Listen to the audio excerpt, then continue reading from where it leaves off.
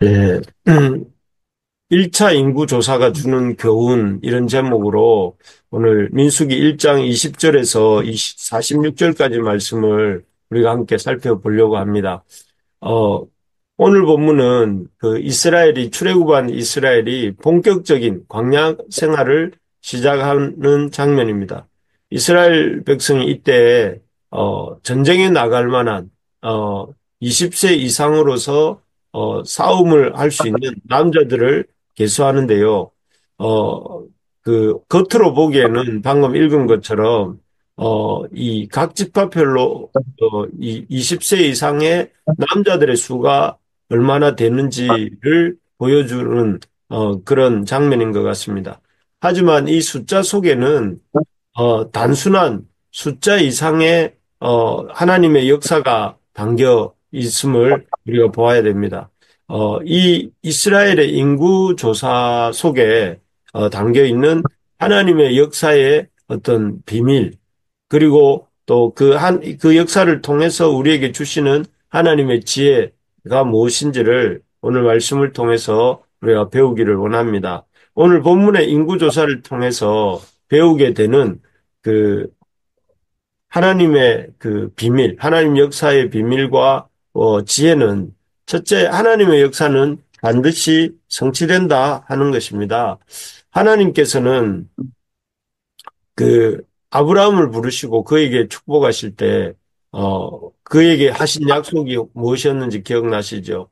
하나님께서는 아브라함에게 땅과 또 복과 그리고 자손에 대한 약속을 주셨습니다. 특히 자손에 대한 약속에 있어서 하나님은 그 아브라함의 자손이 하늘의 별과 같고 바닷가의 모래알 같이 되게 하겠다 하고 약속하셨습니다. 하지만 아브라함에게 주셨던 이 약속의 말씀은 아브람, 또 이삭, 야곱, 요셉, 그리고 요셉을 거쳐서 애굽에서의 430년간의 긴 노예 생활을 하면서 거의 잊혀지고 또 지워진 듯이 보였습니다.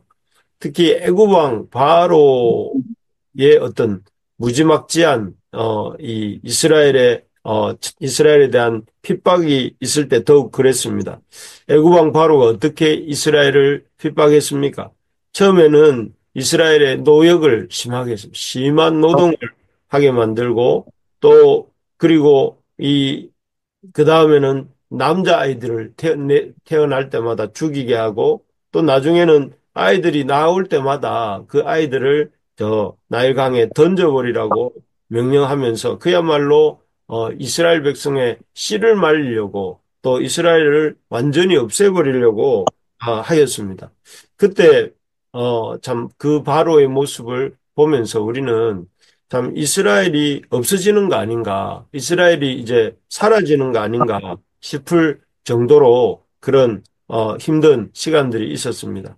그래서 그런데 그 힘든 시절을 보내고 이제 출애굽하여 이제 광야 여정을 시작하는 이 시점에 방금 읽은 것처럼 이스라엘의 20세 이상으로서 싸움에 나갈 만한 이스라엘의 군대 수를 헤아려 보니 무려 60만 3,550명이다. 이렇게 기록하고 있는 것입니다. 야곱이 가나안을 떠나서 이 요셉이 있는 애굽으로 올 때 그때 이스라엘의 총수가 몇 명이었습니까? 애굽에 있었던 요셉의 가족을 제외하고 70명에 불과했습니다. 어, 그 70명밖에 되지 않은 이 이스라엘 백성이 힘든 애굽의 또 그 바로와 같은 왕들의 핍박 밑에서도 이스라엘 백성의 수가 60만 3,550이 되었다는 것은 계산기를 두드려 보면 무려 8,000배 이상, 8,620배 정도의 숫자로 불어난 것입니다. 그야말로 이스라엘의 참 숫자는 그 아브라함으로부터 시작된 그 숫자가 하늘의 별과 같고 바닷가의 모래 같다라고 할 만큼 불어나 있었던 것을 보게 됩니다. 인간적인 눈으로 볼 때 하나님의 약속은 이렇게 잘 지켜지지 않는 것 같고 또 하나님의 약속은 잊혀지는 것 같고 하나님의 약속은 사라지는 것 같을 때가 있습니다. 하지만 하나님의 약속은 이렇게 아브라함에게 주셨던 그 약속은 놀랍도록 정확하게 이렇게 성취되고 있는 것입니다. 그래서 우리가 현재 눈에 보이는 모습에 연연해서 자, 하나님의 약속은 어디 있는가? 하나님의 약속은 과연 지켜지는가?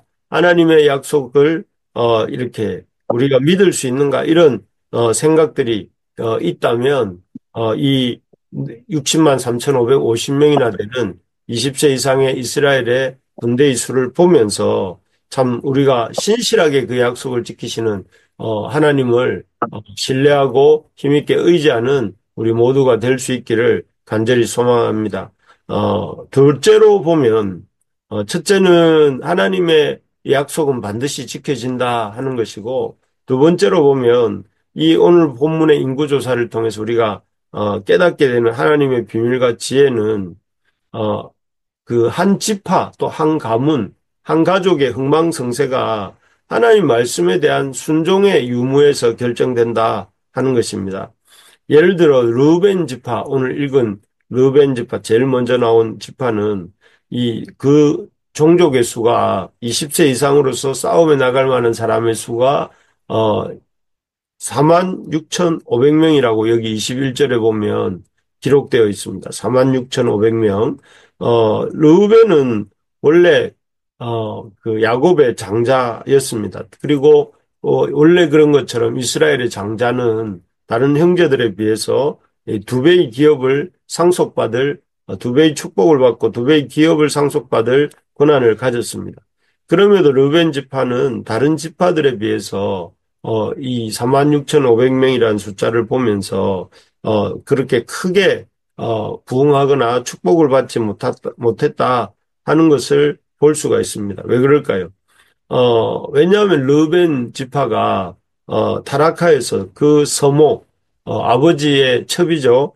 아버지 야곱의 첩인 비라와 통간했기 때문입니다. 그래서 그가 장자의 축복도 잃었고, 야곱의 저주도 받게 되죠.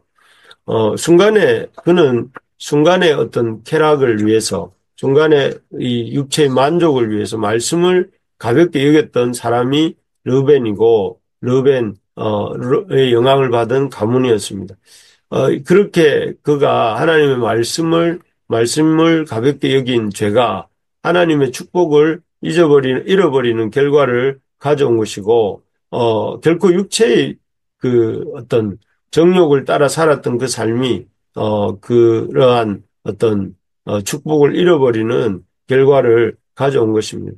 우리가, 참, 하나님 말씀에 순종하지 않는, 하나님이 세우신 질서에 순종하지 않고 쾌락을 쫓아 사는 삶을 가볍게 여기면 안 됩니다.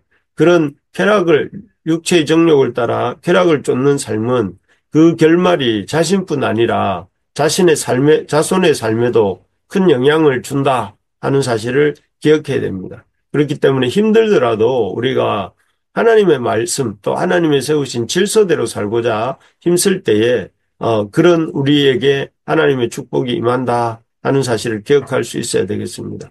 또 이 르벤 지파 비슷한 지파가 단 지파입니다. 단 지파는 20세 이상의 인구 규모가 62,700명으로 나옵니다.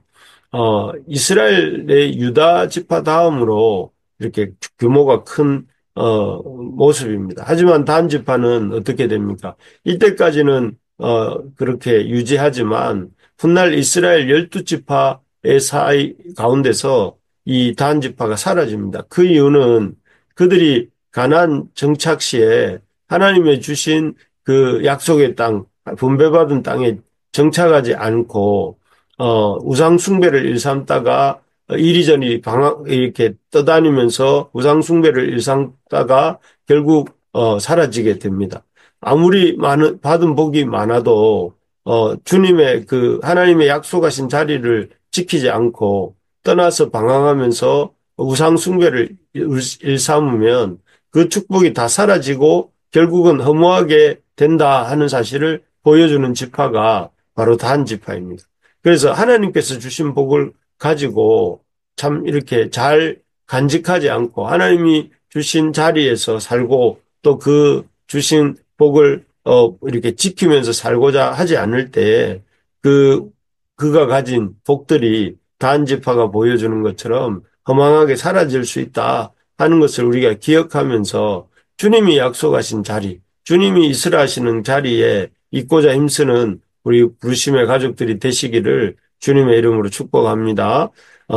반면에 이 르벤이나 단 지파와는 달리 유다 지파는 하나님께 축복을 받습니다. 그리고 그 받은 축복을 잘 계승하지요. 그래서 유다 지파는 여기 보면 7만 4,600명의 군사를 보유하고 있는데요. 이 군사를 가지고 유다 지파는 가나안 정착할 때 당시에 정복 전쟁에 가장 앞장을 섭니다. 그래서 많은 그 어느 지파보다 열심히 헌신하여서 많은 땅을 차지하고 또 자신의 기업 내에 있던 그 이방인들을 이렇게 완전히 쫓아내고 또 완전한 신앙의 순수성을 지키려고 애씁니다. 그 결과 어떤 복을 받는가 하면 이 유다 지파는 그리스도께서 이 유다 지파의 후손으로 또 인간의 몸을 이 땅에 오시는 인간의 몸을 입고 이 땅에 오시는 통로로 이 유다 지파를 사용하게 되죠.